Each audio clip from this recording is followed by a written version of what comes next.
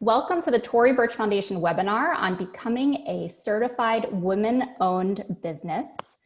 I'm Gabrielle Raymond McGee, the Chief Operating Officer of the Tory Burch Foundation, and we're so thrilled to have you join us today. Today, I'm here with Montina Young Portis. And for those of you that don't know Montina, she's the founder and CEO of CIA Media Group.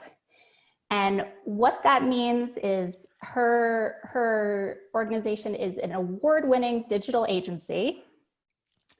And she's really on a mission to get women-owned, minority-owned businesses certified. So we're in excellent hands today.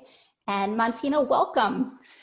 Thank you so much. This is a great opportunity and I'm very excited to share. Well, personally, I've always found this topic of certification to be daunting. There are so many different certifications, different applications, different requirements, and I'm sure other folks who are here with us today have experienced the same thing. They don't know where to begin. So today our goals are very clear.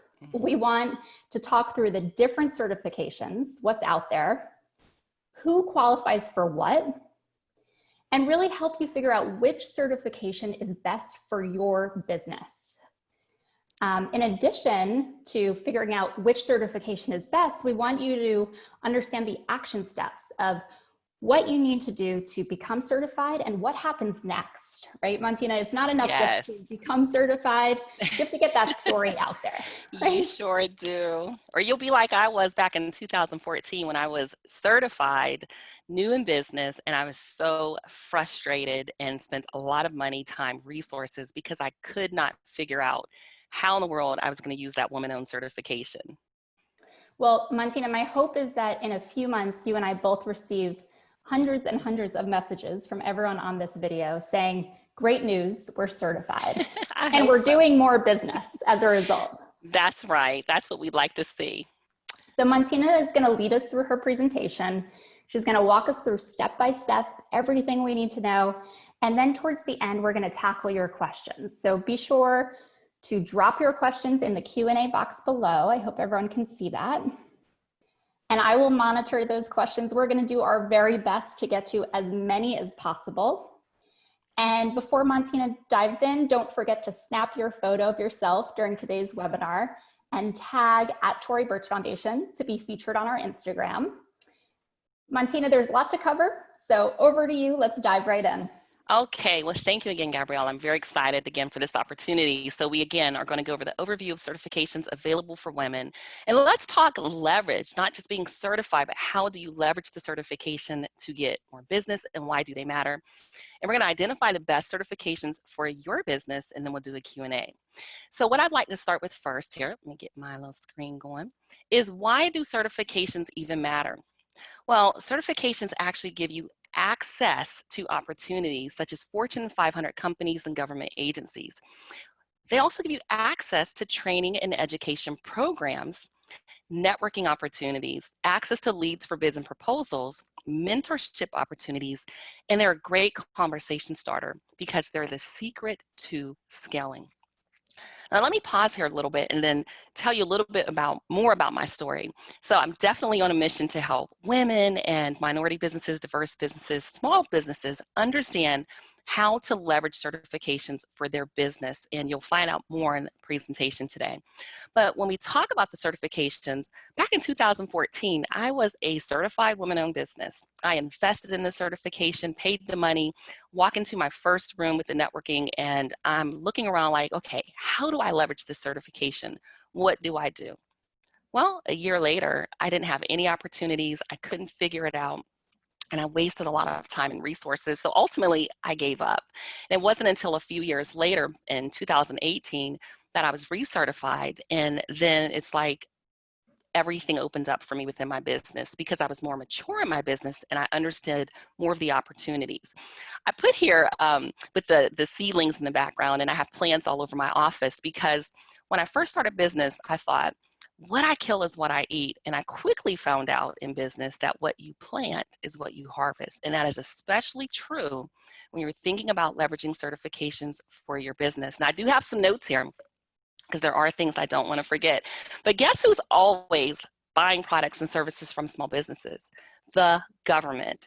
They have a $500 billion budget and are required to spend 24% with small businesses, including women, minority, veteran, hub zone, and diverse businesses. And you don't have to market only to the federal government. Often we hear certifications, we think only the government, and that's not the case. But that's what I'm going to share with you today as well. Your local government, guess what? They're purchasing items too. That means your county, your city, your state, your local housing authority. If you haven't thought about your local housing authority, your local transportation authority might have opportunities for you. So it took me a few years, like I said, to figure out those opportunities, but they are out there. And when I talk about the conversation starter, we actually had an opportunity to meet with the supplier diversity professionals from Facebook, and that's exactly what she said. She said, it seems like certifications are the secret to scaling. Now, here's also what certifications do.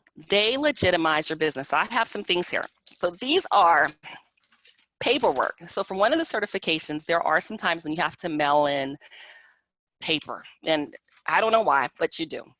Many others, you're going to upload the information online. But for this one specifically, I'm going to talk about the DBE. So this legitimizes your business. It really helps you to get your business affairs in order. So when I show you everything that you'll need, don't get overwhelmed, because once you have one of the certifications, especially, which my favorite one is the DBE, you can be a DBE in multiple states. So don't worry, we'll talk about that. But certifications really do help you get your business in order, and they help you legitimize your business. So let's look at the small business federal contracting goals. Now, for that, contracting offices can use set-asides and sole source contracts to help the federal government meet its small business contracting goals. Every big business doing business with the federal government has a small business goal, which is good for us. The federal government prefers to contract with small businesses whenever possible, and contracting officials can use set-asides and sole source contracts to help their agencies meet their small business contracting goals. So as you see here, something with the federal government has a contracting goal from $3,500 to $150,000, it is automatically and exclusively set aside for a small business. Now, what could a $150,000 contract do for your business? $150,000 or more, it's set aside if there are 2 or more small businesses that could do the work. They must first consider an 8A business, hub zone, service disabled, veteran-owned business, and women-owned small business set-asides. $700,000 or more, if it's not set aside for a small business, they have to have a subcontracting plan if awarded to a non-small business. $1.5 million or more, again, if it's not set aside for small business, they have to have a subcontracting goal. That means that there are many opportunities out there for women-owned small businesses.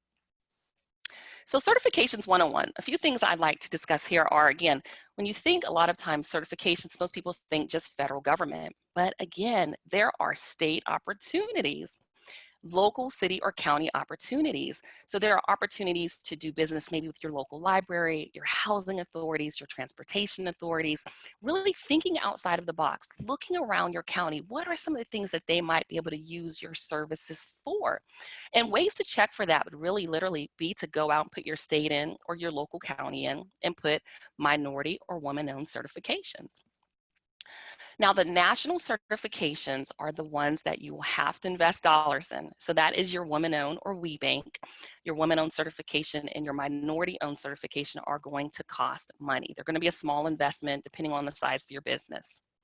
Also, the certifications 101, we're going to talk about your NAAQS codes or industry codes. And we're going to also talk about SBA size standards and nice to know terms that I learned over the years. Let's start with the North American Industry Classification Code System, or your industry code. So your NAAQS code, you'll get familiar with this than anything dealing with the federal government. And even on the corporate side, when we're talking about the certifications, they'll sometimes ask for your NAAQS codes as well. So you can see here, they have industry codes based on the industry. You have agriculture here and all of the different codes. I'm not going to go through all of them, but you'll be able to go in and actually identify your code, and I'll show you here. You're going to enter in a keyword, and this is at NAICS, NAICS.com. So once you enter in that keyword into the NAICS search, and I just put in marketing, so it gave me common NAICS codes that I can use when I'm marketing. Now I had to look at these and say, well, do I do all of these? Are these all something that my company can provide? What I love about certifications in the federal and corporate space is there are a lot of what are called teaming opportunities. There are expectations for you to work with other small businesses. Now, that's a little different if you're coming from a site where you've never really done corporate work or government work. So here, I know that I don't want to do 423120 because I don't do anything with motor vehicle supplies, so I would not pick that code. Now, you can go in and also see for training. Again, what type of training and development do you do? What type of leadership training? Do you do it for junior colleges? So again, when you're going in, you'll have an opportunity to identify the NAICS code that works for your business. And you'll have more than one. We have, I believe, maybe about 10 or 12 that we use to promote our services. What we can't do, we can actually work with another small business to do. So we don't provide leadership training, but we have a partner that does, who's done training at the Pentagon, training all over the world, Fortune 500 companies. So if we get opportunities, then we can partner or team or do a joint venture with that other woman-owned small business. The next thing is your size standard. The size standard is important to note because it qualifies a woman-owned small business for federal government programs. So for the most part, size standards are the average annual receipts or the average employment of a firm. So again, because I put in marketing, I just stayed with the marketing. And as you can see here, for 541613 marketing consulting services, it's at 15 million. Now, this is important to note because for the first 5 years of my business, we only did private sector work. We worked in the legal industry, which I'll talk about a little later in the presentation. So when I came to this, I didn't realize that my accountant needed to put my NAICS code on my taxes, and we decided to go with a different NAICS code to represent our business, which is at about 32.5 million. So we decided to go with that one as our main SBA size standard NAICS code, so that if we wanted to enter into any other programs, we'd have that ability to do so. Again, there's a reference there. I'm not going to go deep dive into it, but I'm happy to answer any questions about it. So let's talk about just a quick question that we're getting. So those numbers, 15 million, what does that imply, and what do people need to know around the specific dollar numbers? So for this dollar, that's a great, thank you for pointing that out. And I have multiple screens, so I'm looking over here at you. So for this right here, it's important when you identify your NAICS code. So when you're going in for the federal certifications, you're going to say, well, as a woman-owned small business, to get the set-asides, if you're at 16 million and your primary NAICS code is 541613, you're not a small business anymore that qualifies for that certification. So that's why it's really important to pick the right NAICS code. So then the number implies what the government considers a small business. A small business. As long as you're under that number, you can apply. You can apply, right. Okay, great. And again, it's identified for the certifications and also the size standards, yes. Good question. All right, so getting into the contracting and certification terms, some nice to know. So I put a lot here, but I'm just going to go over a few of these terms for nice to knows. The request for proposals. So again, my company is actually CI Media Group, and we say to our clients, we put your marketing dollars to work. So on that side, when we started to work with or pursue government opportunities, we started to look at a lot of proposals. Now, what's different from the industry that we came from and then expanding into the government space is we were literally looking at documentation where they were telling us exactly what they wanted and the requirements. And I'll tell you, I enjoy actually responding to these because I know exactly what they want. Typically, they'll even put in there what the budget is. Then they'll ask you, how can you provide the services for this RFP? Prime. So that is the main company or individual that has the contract. You bear the responsibility for the contract. And then you have a subcontractor. So if I'm a prime on a contract, then if I sub out any of the work or I have joint venture partner or If I choose any of you, then you now sub under that contract. And there's also another contract that's going to be in place between me and that company, or my company and that other company. When I was first certified, we went after a couple of airport contracts for a pre-bid bond. And I'm thinking a bond, and I wasn't familiar with that term outside of, hey, you needed it maybe for a bail bond. But in business, even as a service-based business, we had to have a $5,000 bond just to apply to place our bid. And then there was a bond that was actually attached to that bid as well. So this is a nice to know, because you don't pay anything for the bond, you just qualify for the bond. Now it is based on your credit.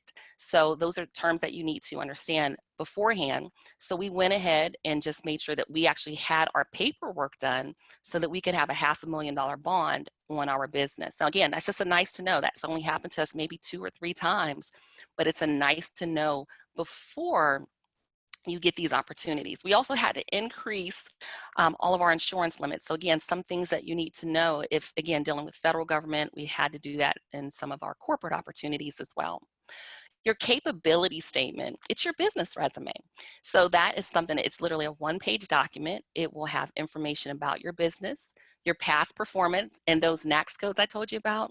The NAICS codes, we put on some of the services that we offer, past performance, and some highlights within the business. And it's just a 1-page document. If you go to Google and put in capability statement, look at the images, you'll have pages and pages and pages of examples. Supplier diversity is specific to Fortune 500 or Fortune 1000 companies. It's not a term that's used in the government space. And the other one is debriefing. If at any time you have responded to an RFP and you did not win that opportunity, you can ask that contracting officer for a debriefing.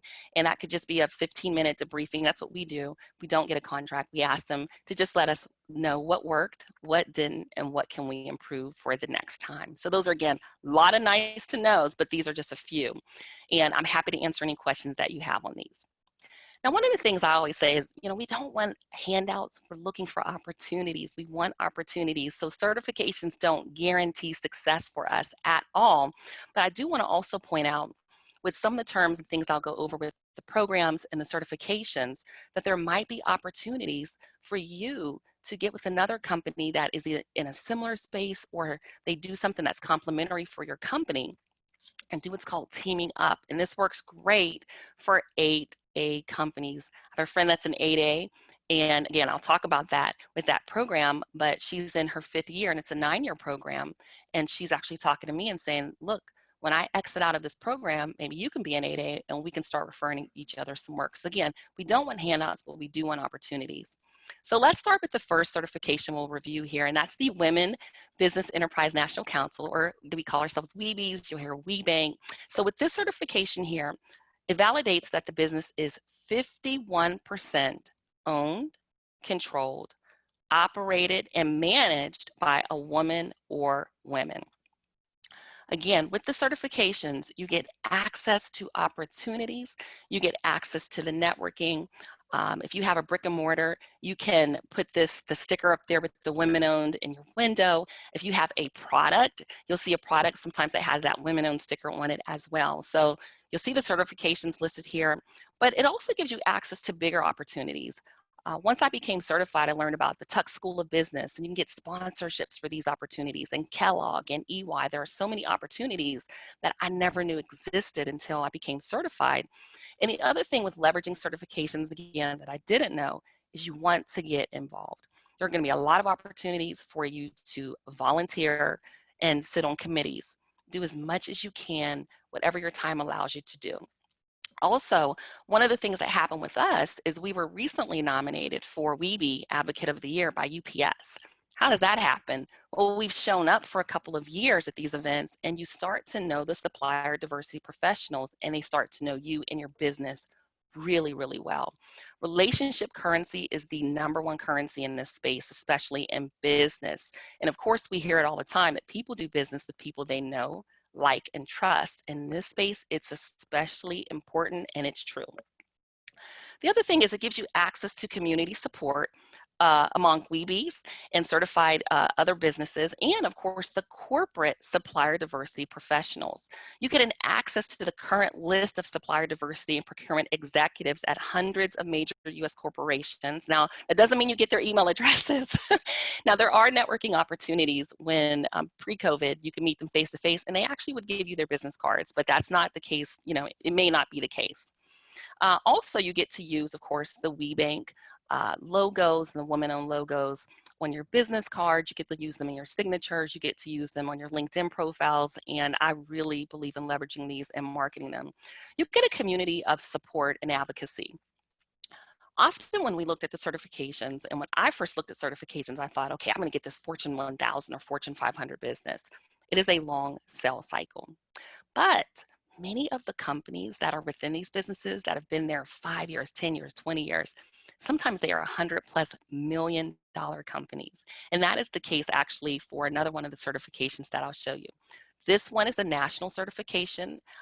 It is worldwide. So if you're in Canada, if you're in Europe, you're in Africa, you can actually use Weeby Connect. So this is a great certification, but you will make an investment. This is not a free certification, but once you get this certification, you can actually use them as a third party credentialing for the WASB, the one right here, the Women-Owned Small Business, which is the federal government certification.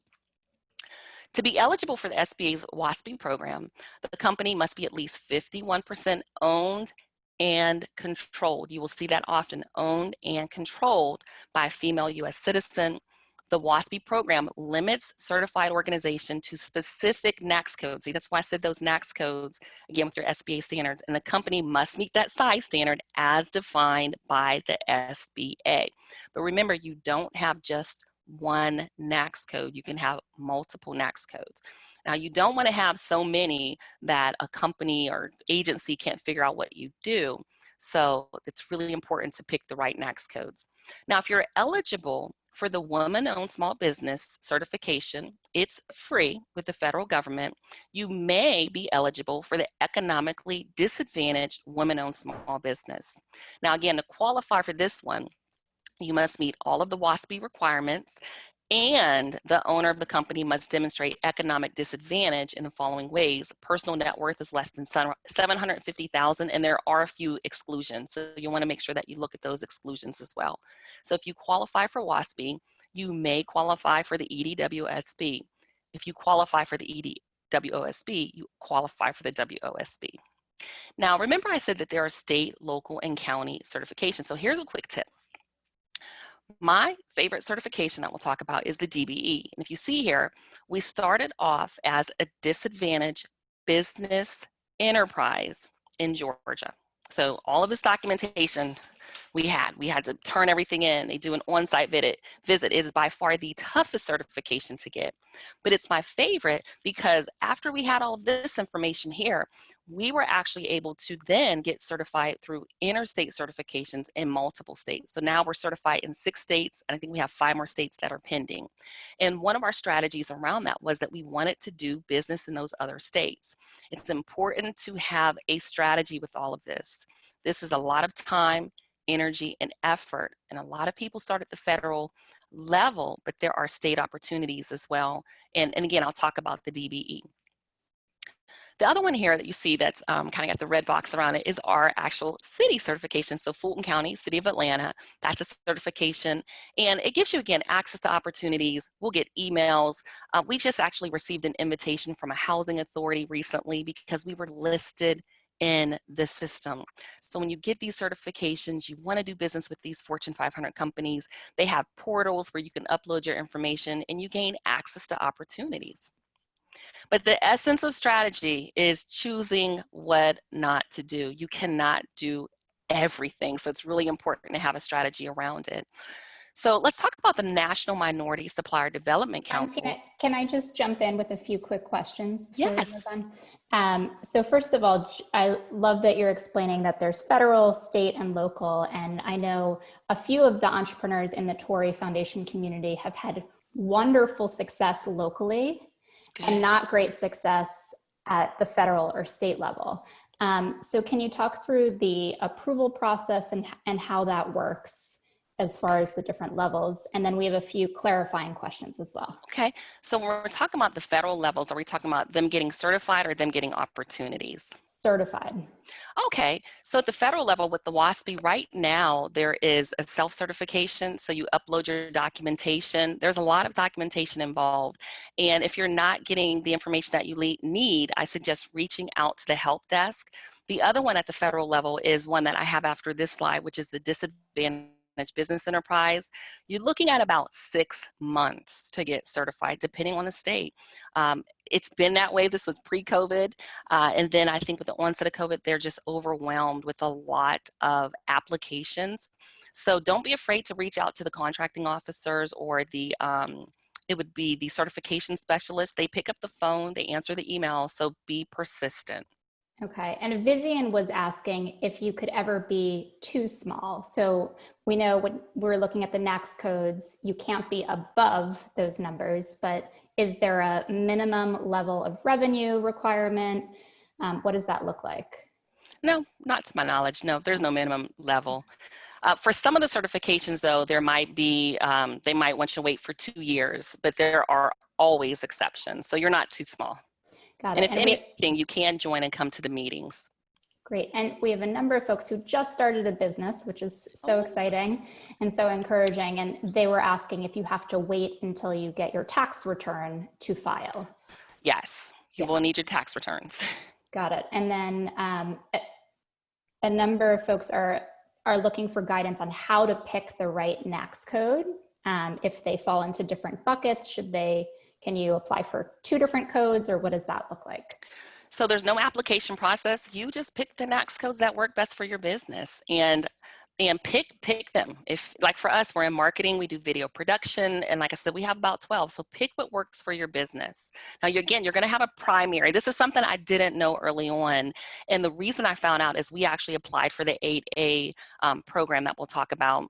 And one of the documents that came back for us was that we didn't have the right NAAQS code on our tax return. And I didn't know, but my accountant was just she put in a NAAQS code that she assumed. So we had to go back and actually amend our taxes for a few years. So try to get it right up front, but you can go back and not an accountant or a lawyer, but you may be able to go back and amend your taxes. And so is it best to contact an advisor in that office so that you get it right the first time? You're not going to get it wrong. What I did, again, she actually was using the wrong NAAQS code. I'll share my information at the end. Again, like Gabrielle said, I'm here on a mission to make sure and help women and minority-owned businesses get certified. So we actually offer free services. We don't have any upsells or anything like that. We offer free services and workshops to help you identify the right certifications, NAAQS codes, and all of that. Great. And then regarding the bonds, can you explain that? Folks were confused if you pay for the bond or if it's free and then you get an investment back, or how does that process work? Yeah, that bonding. So it tripped me up the first time too, because like I said, I didn't even know anything about bonds. I'm thinking I have to pay this $5,000. Do they hold it? So no, you don't pay anything unless your bond is accepted. So we put in the pre-bid bond. And we did not win that contract. So we actually received the bond back, like the paperwork and everything, and we shred it. If we would have won the contract and had to have a bond on that contract, I think it was maybe $50,000. You pay, depending on your credit, they check your character. There's a lot of factors that go into it, and I have someone I can recommend. I've actually done a Q&A with him, and it's a podcast that we've done. You pay 2 to 4% of that bond, but it's a pass-through in the contracts. Again, these are just things that I just didn't know. So you pay for the bond after you get the contract, but it's a pass-through that you actually pass it through the agency.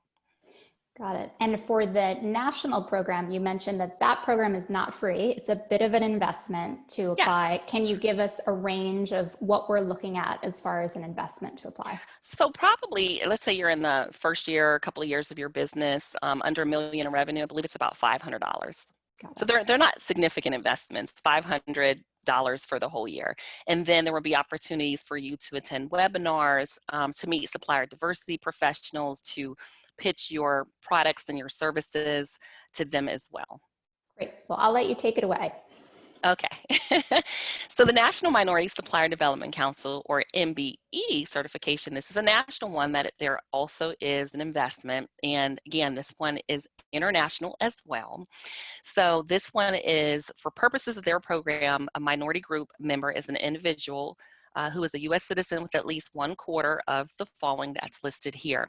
This by far is one of my favorite certifications as well. And again, I'm mentioning this one because if you're a woman and you're a woman that's a minority, you qualify for this. You might be thinking, well, do I need both? I didn't think I needed both. I was women-owned and I thought, I'm not going to do that one again. It didn't work. So when I got this certification, it actually was for, we wanted to be a vendor at an event, and we were working with lawyers. And we had to be certified for the National Association of Women and Minority-Owned Law Firms, and all of them are certified. And this has been the best investment for us. Again, access to opportunities, access to workshops, access to suppliers. We ended up working with the largest staffing company in the world, Randstad. You'll immediately start to identify companies that really believe in diversity and don't just talk the talk, they walk the walk. Through this council, kind of listed here, I have some awards. We won a Class 1 Supplier of the Year award.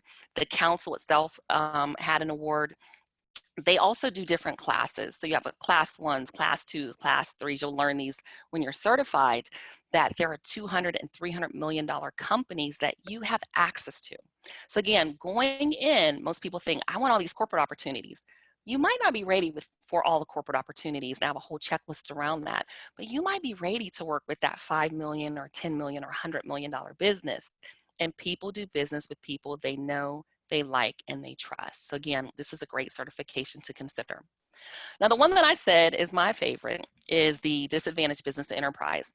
Now, with this one right here, this is the department's Disadvantaged Business Enterprise Program is designed to remedy ongoing discrimination and the continuing effects of past discrimination in federally assisted highway, transit, airport, and highway safety financial assistance transporting contracting markets nationwide. So if you heard that right, hit it right here. Transportation, airport, highway safety. So when I first got this one, I thought, I'm getting all these certifications, I'll just do the DB. I didn't quite understand why I was getting it, but I just wanted to make sure I had it. Well, now I want to help you understand. If you don't have anything to do with highway, transit, airport, it may not be the right certification for you, but you might be able to find some opportunities. So for us as a marketing company, we were able to find opportunities doing public information outreach, communication outreach. So remember I said there are nice to know terms in these spaces. There's corporate talk, there's federal talk. So sometimes you have to word it a little differently and understand their language that they're speaking. But this by far is one of my favorites because you can get the one certification in your state, and then you can think about all of the other states that you might want to do business in and get certified. It's just a one piece of paper. It's free. This one lasts up to 10 years. So every year, all I do is submit an annual affidavit.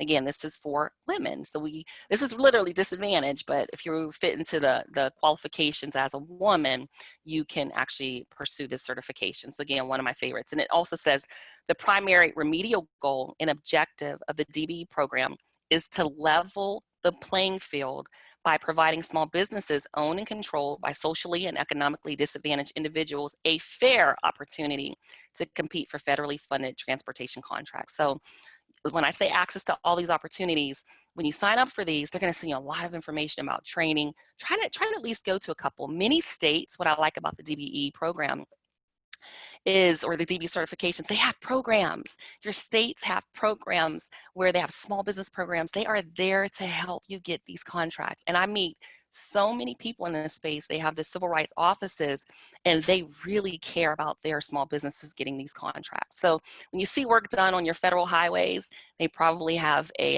DBE goal attached to them. So that's nice to know. And the last one I wanted to start end with from certifications and programs are the 8A Business Development Program. I just wanted to talk about this because I didn't even know this program existed until 5 or 6 years even into my business. You must already be a small business. not already have participated, be at least 51% owned and controlled by U.S. citizens, owned by someone whose personal net worth is $250,000 or less, and owned by someone with $4 million or less in assets. Now, what I like about this program is it goes for 9 years, and the government literally has set aside contracts. Now, you don't want to start with this one within, maybe the first couple of years in your business, depending on your industry. You might be ready to go for this, but they do want to make sure that you have some past performance in place. And a lot of people in my inner circle hear me talk about the 8-day program all the time. So it's just one that I want you to have on your radar. The federal government's goal is to award at least 5% of all federal contracting dollars to small disadvantaged businesses each year. All right, so again, talking about the opportunity, certifications, they do not entitle or guarantee your company will receive corporate or government contracts. They just don't. There's a long sales cycle on the corporate side. You're responding to the RFP, so they don't guarantee anything, but they open up the door for so many opportunities for your business. They help you legitimize your business. They help you to get into networks and circles with other people that are doing business, that when they see that certification or they know that you're certified, they'll speak with you, or they'll do mentoring opportunities. They're mentor protege programs. So we actually had a program set up where we had a mentor. Your mentor could be, one of my friends' mentor was from Aflac. So you have these corporate mentors in a lot of the programs that will mentor you. You could be their protege. On the federal side, they have a mentor protege program as well. So they open up a lot of opportunities. But the thing that you want to think about, everyone talks about certifications and getting certified. We're certified, we get the opportunities. I want to help you understand the number one question is, how can you help them reach their goals? So it's not enough just to be certified. The large corporations, again, dealing with supplier diversity, how can you help them reach their goals? With the prime companies, same thing. If there's a company that is prime on a contract, a lot of times you'll hear this in the Department of Transportation space or with construction companies. If they're going to sub that work out to you, are you rating? Government, how can you help them reach their minority goals, their women-owned goals, their certification goals? And again, for others that are in this space, how could you be a great referral partner for someone else? But think in your mind, how can I help them reach their goals? So I want to talk about diversification, because this is what really has helped our business before we expanded into the government space. When I first started my business in 2013, I was really excited. We were getting some business. 2014, I walked away from the largest IT financial company in the country, and I'm like, we're going to do it. I couldn't leverage the certification. So we actually went into the legal industry, where we worked exclusively for 5 years. We still have clients in that space. And then we had revenue. I have revenue that was coming in. I have employees, W-2 employees. So we actually were able to expand out into the government. We were able to expand and pick up some prime opportunities, work with some construction companies, Fortune 500 companies we were rating.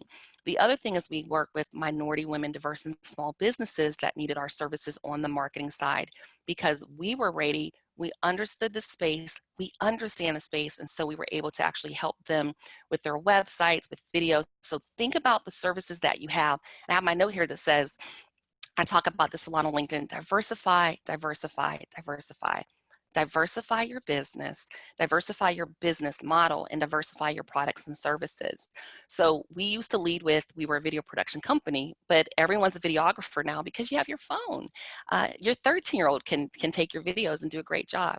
So we had to think about, how can we expand beyond that? We were always offering distribution, which was social media. We were always offering added value to our clients through strategy consulting. So the things that we were already doing, we started to lead with and say, hey, in addition to doing this, these are the other services that we can provide. So think about what it is that you do well, and how can you expand your list of certifications or services, excuse me, within your business, and leverage those for new opportunities. Now, which certifications are right for your company? Is your product or service targeted at corporations, retail, or government agencies? And again, thinking the Fortune 500 or Fortune 1000, there may be other women that can use your services. So it may not be that long sales cycle that you want, but other women within the organization that could use your services as well. So leverage those opportunities. Now, another one here is, does your business have the capacity to provide quality service and or products on a larger scale? Can you scale up? Do you want to scale up? Do you have that time and that energy to do so? The next one is, are you willing to share all of the details of your business, including your capital investments, tax returns, compensation records, everything, open book? I talked to a friend recently and she said, yeah, I don't want the government in my business. We had to have an audit done, everything. So our certifications, which one's right for your business? Will you be able to use them as a marketing tool? I like to use the fact that we're award winning. We get nominated for different awards. We sit on committees, we volunteer. So that's marketing, marketing tool for us. We want to show up in those places. Now, do you understand how to market your services? So again, I can't go in and tell a Fortune 500 company, and I had to learn that early on, hey, we're going to help you. We're going to help you with your marketing dollars, right? So we're going to put your marketing dollars to work. Well, they already had an internal marketing department. So what else could we provide? We had to get into strategic consulting. Can we provide overflow video production opportunities? Can we help you with edits? So again, it's about the conversation. Again, do you have the capacity to scale? That is really something to think about. If you are just starting your business, you're working full time, can you get on the calls? Can you go out really at a moment's notice? Is that something that you want to do within your business right now? And will you require a bond, special clearances, or higher insurance limits? Because we needed higher insurance limits on a few RFPs that we responded to, a request for proposals in a few projects, we just kept the higher limits. And the last one, again, I talk about, do you have the time, the energy, and the money to respond to requests for proposals? Even if you get an opportunity, there are times when we may have a 30 or 60-day lag in payment. So is that something that you can handle within your business? Now, I listed here all of the required information and documentation, and this is just for WeBanks. I pulled this one from the Women Business Enterprise National Council. There is a lot of information that's required, but please do not let that deter you. Once you have the documentation for one of the certifications, keep a folder. That's the documentation that you're going to need for most of the certifications that you're going to go after. When you recertify each year, I can tell you for WeBank, you need quite a bit of documentation. But again, once you recertify, you'll need that for the next year, and it's just updated documentation. For the Minority Business Enterprise one, again, the national one. Same thing. We just actually do a notarized affidavit. I go to my bank and have them notarize it. If there are any changes, and we upload the document along with our tax returns. Tax returns will be extremely important in your business. So make sure that you have those. But again, these are just some of the things that you need. You're going to have to explain the history of your business. One of the things that was a trip for us in the beginning was, the capital that we use to start our business. And I'm like, wow, I used it from my full-time job, but we had to explain it all. So early on, if you're starting, great, you'll need to explain it. If you're already in business, you don't need a copy of the check. Don't worry about that. But it is important that you explain everything. And again, you will have a site visit, or with COVID, you may not, but they may have you send pictures. They'll talk to you on the phone. If you are 51% owner and 49% is a male that owns with you, or your husband or so, you will have to document, or you have to explain that you understand the business. So they're looking for you to actually be the person that is managing that business day to day. So is the woman-owned small business program right for you? So I actually went to, it's at beta.certified.sba.gov, and there's some information there. You can just fill it out for the federal opportunities. And literally just ask the questions, and you can answer yes there. 51% ownership of the firm, unconditional and direct. Make sure that you read the more details. These are yes and no, very black and white answers. Is the firm organized? You have to be a for-profit. Can't get qualified for the certifications for a nonprofit, but you can go to grants.gov, and there are opportunities there for nonprofits. They're going to ask you, have you been debarred or suspended? Yes or no. Does the firm have a place of business in the U.S. And primarily pay your taxes in the U.S.? So you have to kind of read these. Again, firm small in accordance to the NAICS codes, and again, that's yes or no. Qualifying the firm, women at least 51% or more. And again, they're going to ask you to enter that NAICS code in. That's why it's important to make sure that you understand, hey, are there any opportunities in my NACS code? So it's either a yes or no. So you'll see here the woman's assets must be net worth 750,000 or more, valued at 6 million or less for the different programs. So we'll click yes. Are you interested in participating in the economically disadvantaged or 8A, business development programs or guidelines? Do you qualify for one of the following? They're going to ask you that yes or no. And they're going to capture all the responses. One I did not mention here that is a certification is HubZone. That's one that you can look up. It's not specific to women. It's specific to the region where your office is located.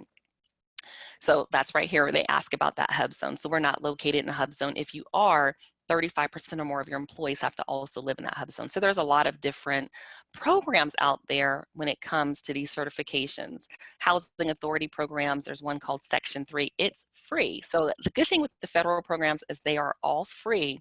And there are so many programs out there that are out there to assist. So today is actually the last day to self-certify, October 15th. So if you're watching the replay, you still have to go out and look for information. But if you're here live, October 15th is the last day to actually self-certify for the process for women-owned. Now, the last thing I want to... Montina, real quick on that, because that's an important call out. How long does it take to self-certify? Folks that are joining us today, can they do this in the next several hours? Yes, yes, that is our hope, that you log off and you say, you know what, I have so much information. I'm going to go get one of these done. We want you to understand which one's right for you. It legitimizes your business. It is an amazing marketing tool for your business. You're going to be around other women that recognize these certifications, and we want to support you and see you win. So you have time. I'd say that, again, if you have all of your documentation, it may take about less than an hour, because again, you're going to go through and answer questions. But if you don't have like your articles of incorporation, your W-2s for the last 3 years, your revenues for the last 3 years, your resumes, and here's a quick tip on that: go to LinkedIn and just download that resume there. That's what I did. So this is why I like certifications. They help you keep your business in order. I have folders for every single state, every single certification. So again, it may take you about an hour to submit the information. Because we were already in the program as self-certified, we did it, and I believe I woke up the next morning and it was approved. So I'm not sure what the approval process is for that one, but again, you're self-certifying. The last thing I want to leave you with is it's not easy, but in the fiscal year 2019, 26 billion in federal contracts were awarded to women-owned businesses. The 132.9 billion in prime contract dollars awarded to small businesses and 90.7 billion in subcontracts equates to the creation of 1 million jobs. You can do this. There's no part of business that's easy. I've been in business since 2013. And I think early on, I was like, wow, this is going to be amazing. I got to a certain revenue number and I thought, oh, it's going to be easier when we make more money. We doubled it. I started making in a month what I, before I made in a year. It's just not easy being in business, but you're built for it. When you have a support group around you, you have the Tory Burch Foundation putting on webinars like this and people to support you and incubators, you can do this. You can absolutely do this. Think about the generational wealth you can build. One thing we didn't talk about in the beginning is I'm a mom of 2 adult children, a teenager, and an amazing son-in-law. Well, they're all amazing. And I'll be a Grammy in a few years. So think about the generational wealth. Think about your employees. I have an employee that is a DACA recipient that purchased their first home last year and a brand new car. So think about all of the lives you can change, and not just by being certified, but again, taking that leap, identifying which one is best for you, and scaling and growing your business. So we want to think about expansion. And again, what I did mention and want to reiterate is what I love about the corporate and these certifications and the government is teaming and partnerships and subcontracting. All of that is encouraged. So we're encouraged to work together to get these opportunities. So there's not as much as a competition on the other side where it's like there's kind of like we know there's a big enough pie for all of us, but we're kind of like trying to go after the same types of businesses. No. In these spaces, they actually want to see us work together. So if you're a marketing company and I'm a marketing company, they want to say, okay, are there opportunities for you to work together? So there are certain things we just don't do. We don't do PR. We would rather go in and align ourselves with another small business, especially a woman-owned business, to do that for our clients. So I always say there is no secret to success, but there sure is a blueprint. And here's my information here. So if you have questions about leveraging certifications, a specific strategy, you want to learn more about digital strategies, we're here to help. Like I said, I have free training, and you can schedule a free 15-minute clarity call with me. There's no upsell. I'm not upselling coaching or consulting or anything. I really want to see you win on this side. I didn't have this information, so I want to see you win on this information, and then eventually help you build and scale your business. And if you take out your phone, you can link with me on LinkedIn. LinkedIn is for leaders. I call it the professionals playground, and it's my favorite place. And then one last thing here, and I'm gonna turn it over to Gabrielle, is these certification links. The Tory Burch Foundation has access to all of the slides that I'm sure they'll share with you. Everything's an open book here, and this is not about me just teaching you this. We are doing this. We pursue the opportunities. And again, with the national certifications, the thing I want to reiterate is you want to get engaged, volunteer, get on the committees. I'm the chair for one of the committees, the Minority Business Enterprise Industry Council, the Professional Services Group. So now I'm helping to lead 150 plus in the Professional Services Group. I'm the leader. I have a co-chair. So don't think you're going to get certified and just think, why am I not getting business? You will need to make the investment of time to show up. Gabrielle, I'm going to turn it back over to you. Thank you so much, Montina. And I know, given the deadline being tomorrow for that certification, know that we will be making this video available today, as well as your slides. So everyone will receive in their email a copy of Montina's slides. So all of those links that I'm sure people were trying to write down quickly, know that we'll be circulating that. Let's get right down to our many questions. So Montina, you touched upon the idea of if you're a service business, but we have many entrepreneurs that are product focused. So can you talk to us about that? Is it worth becoming certified if you're not on the service side? If you have a brick and mortar, if you have even a hair salon or something like that, that is service oriented, who should be applying, and walk us through that? Yes, absolutely. If you have a product, I mean, I've gone to these events, now they're virtual, where you can sit right in front of Walmart's buyers or Target buyers or buyers for just whatever your product is. And WeBank provides phenomenal support, and you can put that woman-owned sticker on that product. So again, if your product can get into, if you want to get it into retail, I definitely highly recommend that you look into the WeBank certification or the MBE certification if you qualify. Now, it's a small investment, and right now there are scholarships that are available as well. So those are ones that I believe would be helpful. If you are a cosmetologist, let me tell you, I actually saw a federal opportunity recently for, they needed someone to come in and cut hair for youth that were in a detention center, and it was like almost $100,000 a year opportunity. So again, it's really about understanding and being creative. And then remember, some of the corporations, again, pre-COVID, actually had hair salons. So I actually know some corporations that actually had hair salons, barbershops in their corporations.